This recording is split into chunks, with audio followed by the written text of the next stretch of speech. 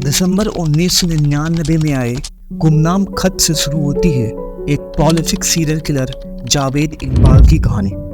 ये कहानी ऐसे सीरियल किलर की है जिसकी हैवानियत सुनकर जज की भी रूह कांप गई थी।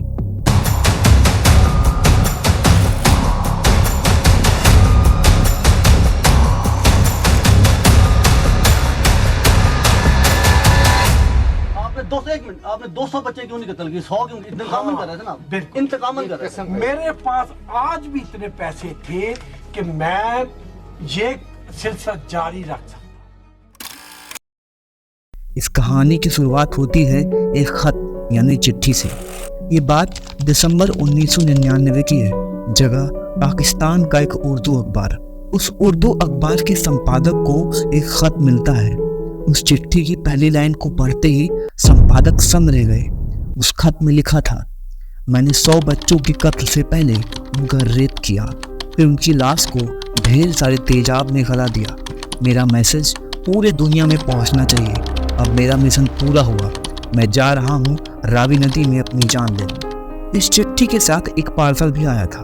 उसे खोलने पर उसमें कुछ बच्चों की तस्वीरें भी थी, जो कुछ ऐसे कागजात दिखे जिसे देखकर लगता था कि वो चिट्ठी वाला व्यक्ति मजाक नहीं कर रहा। अब बताया जाता है कि ऐसी ही चिट्ठी और पार्सल वहाँ की पुलिस को भी भेजा गया था। उस पत्रकार को वहाँ ऐसे सबूत मिले जिसने उसे चौंका दिया। कई जगह खून के निशान थे। एक बैग भी मिला जिसमें बच्चों के जूते और कपड़े थे। अब ये लगने लगा कि यहाँ बच्चों से जुड़ी कोई वारदात तो जरूर हुई है। इसके बाद वहाँ एक डायरी भी मिली। उस डायरी में बच्चों के बारे में लिखा हुआ था। उस चिट्ठी में पाकिस्तान के रावी रोड पर एक पुराने से घर का पता दिया गया था, जो काफी सुनसान जगह पर था। इसके बाद पुलिस ने इसे गंभीरता से लिया और पड़ताल करने लगे। पुलिस की मौजूदगी में जब वहां खोजबीन शुरू हुई, तब वहां पहले 2 बच्चों के कंकाल मिले। पास में बड़ा सा एक कंटेनर भी मिला। वो कंटेनर हाइड्रोक्लोरिक एसिड यानी तेजाब से भरा था। वहाँ की दीवारों पर कुछ कागज के टुकड़े लगाए गए थे। मानो चिट्ठी लिखने वाले सीरियल किलर को पूरा भरोसा था कि यहाँ पुलिस या पत्रकार दोनों में से कोई ना कोई आएगा ही। उन दीवारों पर लिखा हुआ था सारे मर्डर्स की डिटेल एक डायरी और 32 पेज की नोटबुक में है, जो मैंने कमरे में पीछे छोड़ दी है। उसकी कॉपी ऑफिसर्स को भेज भी दी है। जो लाशें पुलिस को मिलेंगी उनको मैं ठिकाने लगाने में कामयाब नहीं हुआ। पुलिस को वो मिलेंगी ही तो शायद मेरी आत्महत्या के बाद। अब मैं रावी नदी में कूद कर मरने जा रहा हूँ। अब ये लाइनें पढ़ते ही पुलिस उसे दबोचने के लिए रावी नदी की तरफ भागी, लेकिन वहाँ कोई नहीं मिला। पुलिस ने काफी देर तक तलाश की। इसके बाद सैकड़ों की संख्या में पुलिस फोर्स बुलाकर उसकी तलाश शुरू कराई गई। कहा जाता है कि उस सीरियल किलर को पकड़ने के लिए पाकिस्तान पुलिस ने उस साल का सबसे बड़ा सर्च ऑपरेशन चलाया था, लेकिन फिर भी उस तक पुलिस नहीं पहुंच सकी। फिर एक दिन अचानक उसी उर्दू अखबार के दफ्तर में एक शख्स पहुंचता है। हल्की दाढ़ी, मूंछ, आंखों पर चश्मा लगाए, उम्र करीब 45 से 46 साल।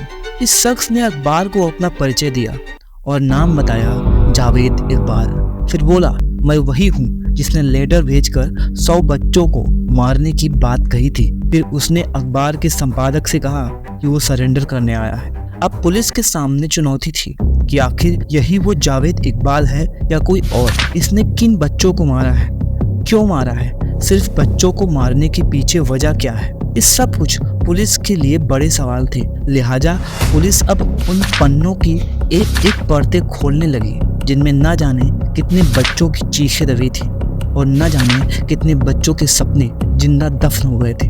पुलिस ने जब उससे पूछताछ शुरू की तब उसकी पहली लाइन यही थी, मैं हूँ जावेद इकबाल, 100 बच्चों का कातिल हूँ। इस दुनिया से नफरत है मुझे अपने किए पर कोई शर्म नहीं है। मैंने जो सोचा था अब उसे पूरा कर लिया है, इसलिए मैं मरने को तैयार हूँ। मैं माफ़ी नहीं मांगूंगा। मैंने 100 बच्चों को मारे हैं। ऐसे में पुलिस ने सवाल किया कि जब सब कुछ ठीक था तो फिर बच्चों को क्यों मारा? तो इसके पीछे की वजह जावेद इकबाल ने बताई। यही वो सवाल था जो जावेद इकबाल की जिंदगी का पूरा सच सामने लाने वाला था। इस सवाल का जवाब देते हुए जावेद थोड़ा भावुक भी हुआ। फिर जवाब देने लगा। उसने पुलिस को बताया ये बात उस समय की है जब वो 20 साल का होने वाला था। उसी समय पुलिस ने उसे गिरफ्तार कर लिया था। उस पर रेप का इल्जाम लगाया गया था, लेकिन वो रेप पूरी तरीके से झूठ था। उसने ऐसी घटना को अंजाम ही नहीं दिया था। अब बेटे को जेल की सलाखों के पीछे देखकर उसकी माँ परेशान हो गई। जेल से बाहर निकालने के लिए दिन रात जुट गई, लेकिन सफलता नहीं मिली। मैं जेल में रहा और माँ को हर बार रोते हुए उसके आंसुओं को देखता था, लेकिन बदनसीबी ऐसी थी कि उसके आंसू को भी पोंछ नहीं पा रहा था। और एक दिन ऐसा भी आया जब बेटे के जेल से बाहर आने के इंतजार में माँ की मौत हो गई। माँ की मौत से मैं टूट गया और गुस्से में भर गया। इसीलिए मैंने उसी समय ये कसम खाई कि अब चाहे जो हो जाए मैं भी कम से कम 100 माँओं को रुलाऊंगा, वो भी उनके बेटे के लिए, ताकि यहाँ की 100 माएँ ये समझ सके कि बच्चों के ना रहने पर उन्हें कितनी तकलीफ होती है। ये उन्हीं बच्चों को निशाना बनाता था जो बच्चे अपने घर छोड़कर भाग आते थे या फिर अकेले घूमते थे। इसके बाद वो उन बच्चों को बहला फुसलाकर अपने घर ले जाता था और उनके साथ रेप करता था। इसके बाद उन बच्चों की गला घोंटकर हत्या कर देता था। गला घोंटने के लिए वो बाकायदा लोहे की जंजीर इस्तेमाल करता था, जिससे बच्चे तड़प तड़प कर दम तोड़ें। उन बच्चों की फोटो निकालकर वो रख लेता था ताकि उनकी निशानी रहे। दरिंदगी से मर्डर करने के बाद बच्चों के शव को कई टुकड़ों में काट देता था। इसके बाद उन टुकड़ों को तेजाब में डालकर पूरी तरीके से गला देता था। इस तरह किसी बच्चों से जुड़ा कोई सबूत न मिले। बच्चों के शरीर को गलाने के बाद भी कुछ हिस्सा बच जाता था तो वो पास की नदी में ले जाकर फेंक देता था। इस तरह उसने 100 बच्चों को मारे, जिनमें से कुछ के कंकाल को निशानी के तौर पर रख भी लिए थे। इस तरह उसके बयान के बाद पुलिस ने मारे गए बच्चों से जुड़े सबूत जुटाए। उसके बाद बयान के आधार पर कोर्ट में पेश किया गया, जिसके बाद अदालत ने 16 मार्च 2000 को सजाए मौत का फैसला सुनाया था।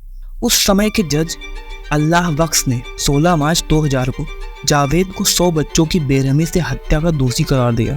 जज ने फैसले में कहा कि दोषी करार दिए गए जावेद को भी 100 बार गला घोंटा जाए और फिर मौत के बाद लाश के 100 टुकड़े किए जाए। हालांकि इसके बाद इस फैसले को बदल दिया गया और सिर्फ फांसी की सजा दी गई। लेकिन जावेद को फांसी पर लटकाए जाने से पहले 8 अक्टूबर 2001 को अचानक पाकिस्तान की लखपत जेल में उसका शव मिला। ये दावा किया गया कि जावेद ने आत्महत्या कर दी, लेकिन ये भी दावा किया गया कि जेल में उसे पीट पीट कर मार डाला गया। सभी बच्चे शहर में एक उम्मीद लेके आए थे, एक नई जिंदगी की तलाश में, पर उन्हें बेरहमी से कत्ल कर दिया गया। हम एटलीस्ट ये दुआ जरूर कर सकते हैं कि ऐसा कभी भी किसी फैमिली या बच्चों के साथ दोबारा ना हो।